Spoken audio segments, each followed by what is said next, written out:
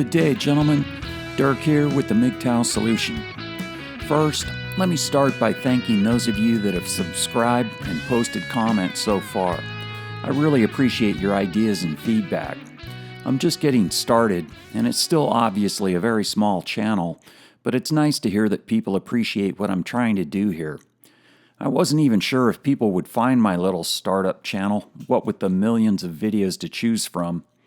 But you have, and it seems my ideas aren't totally off base. I was kind of wondering about that going in. And that's the thing about MGTOW. If you don't like one guy's approach, you can find someone else. I'm going to cover two separate, unrelated things today. I received a couple of topic requests, and I want to quickly address one of those before I explain my plan to hit the road, which is going to be the next chapter in my life. The listener requested some input regarding red pill rage, and I think that's an important issue, so thanks for suggesting it. In my mind, red pill rage is a normal part of the whole process of accepting reality. I doubt if many men come to MGTOW without going through it.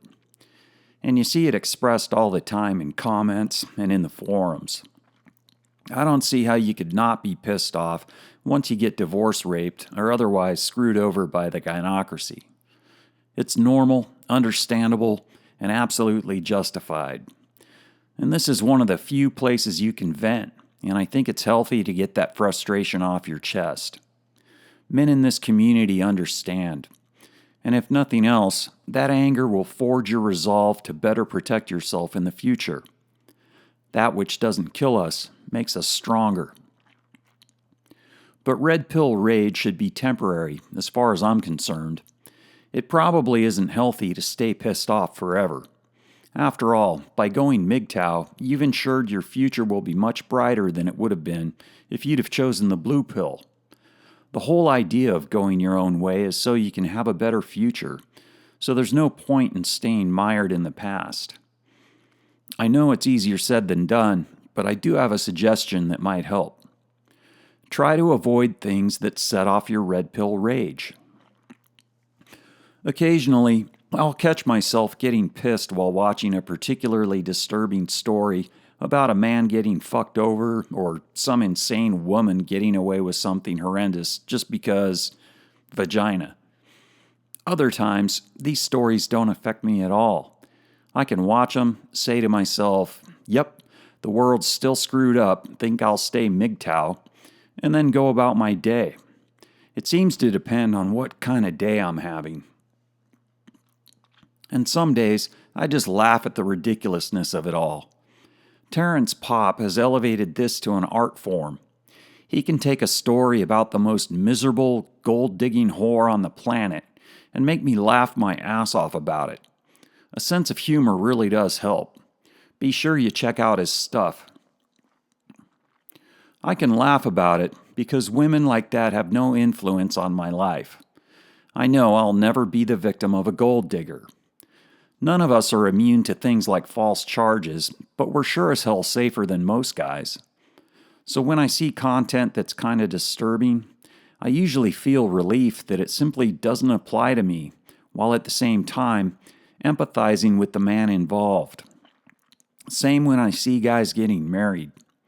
I know that I've dodged a lot of bullets by going my own way. But on those occasions where things start to piss me off, I change the channel. I refuse to let some bitch on the internet get under my skin. It's pretty easy to stoke your own red pill rage because there's no shortage of things to get you angry. In fact, some channels are mostly focused on that kind of thing, and those channels have their place, but generally, they're not for me.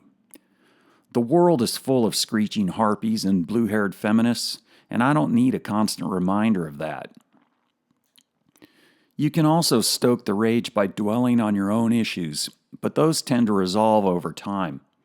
Yeah, I got screwed over in divorce court, but I got over it a long time ago. Then again, I got divorced a long time ago.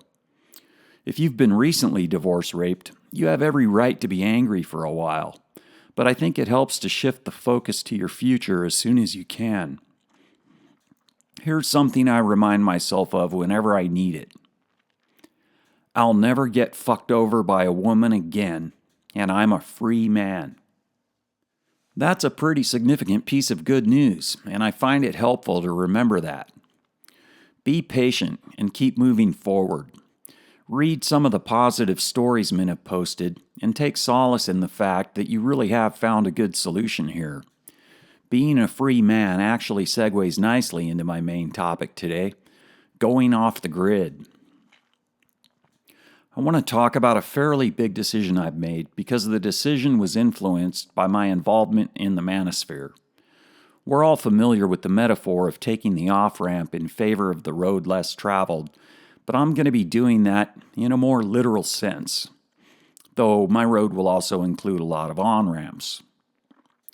I've been doing the minimalist thing for quite some time now, and I'm going to take it to a whole new level in the spring by quitting my job, moving into a camper van, and traveling for a while. At least 6 months, but probably a year. Maybe even longer. The only reason this was a tough decision at all is because I have a job that I absolutely love. So why give that up?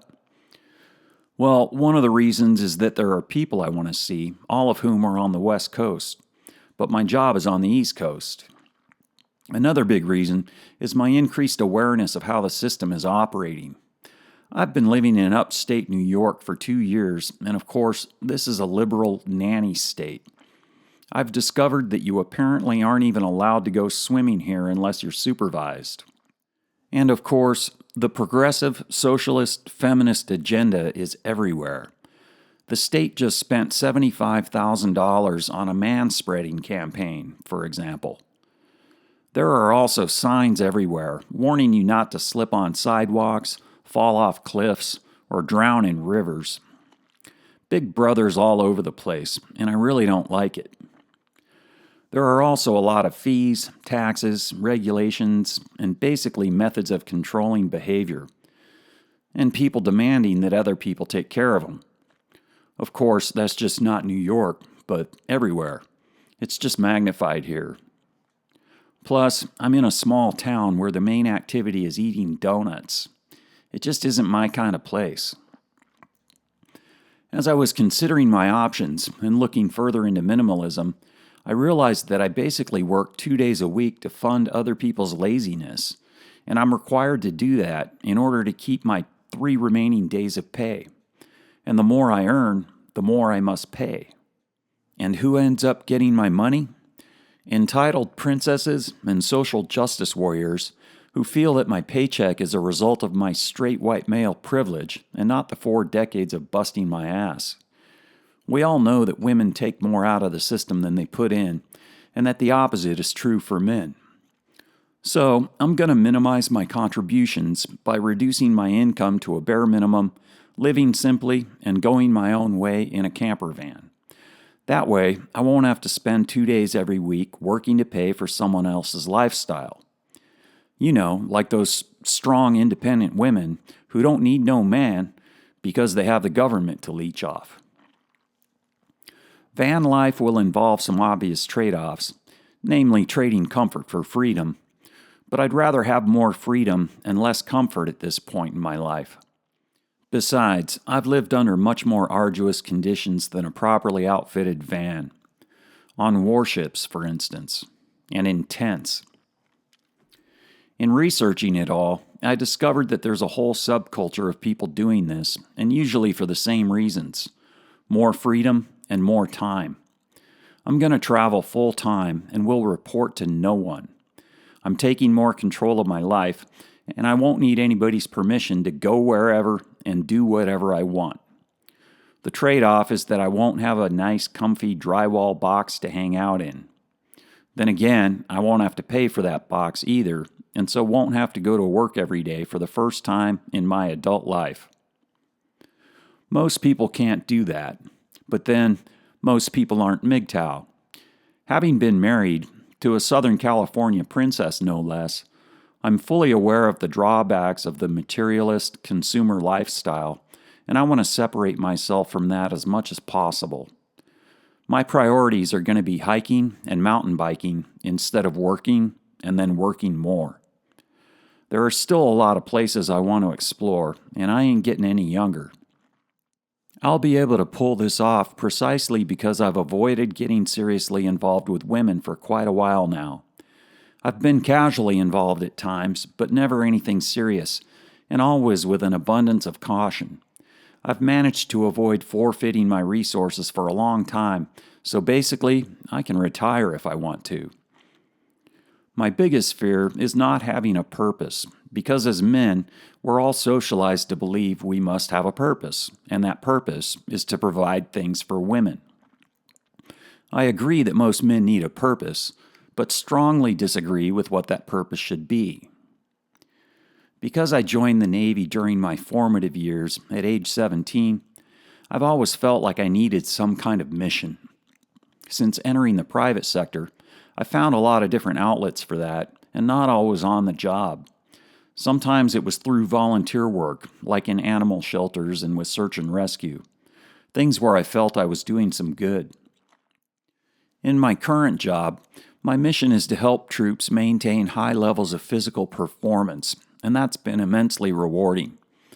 But I'm going to be giving that up, and so know that I need to have a plan to have some project to work on, some goal to aim for. I mean, I love mountain biking, but know myself well enough to know that I'll need something else to focus some creative energy on. Some of that will involve writing music, but some of it will involve this channel and the manosphere in general. When I ask myself, how can I make the world a better place at this point in my life? I know the answer. It's by sharing my experience with other men and educating them on how to avoid the many mistakes I made. All you have to do is read my story and you'll say, holy fuck, I'm not going to do that. Link in the comments. But the main reason I'm taking this little sabbatical is because I need a break. I've been working my ass off for 37 years, and of course, part of the reason for that is I got divorce raped. Had I avoided that, I probably could have done this 10 years ago. So starting in May, I'll be producing videos from the road, mainly in the western states.